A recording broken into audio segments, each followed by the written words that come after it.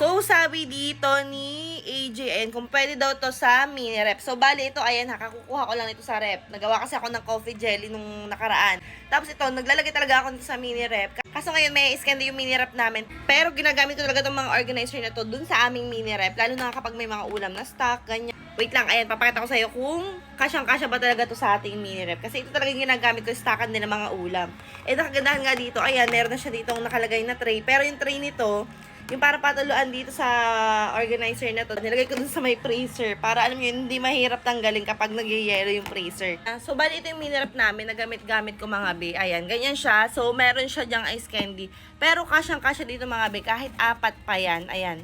4, kasyang-kasya dyan. Kasi pag nilalagay ko ng ulam, nilalagay ko talaga siya dyan. And dito rin sa baba mga be, ayan, ganyan siya. Dito ko siya nilalagay, itong organizer na to. And kasyang-kasya lang din. Kaya kung gusto niyo rin yung ganitong klase ng rep organizer, ayan, pwede sa mini rep, pwede rin sa malalaking rep. Ayan, lalagay ko yung link dyan sa may basket. Go!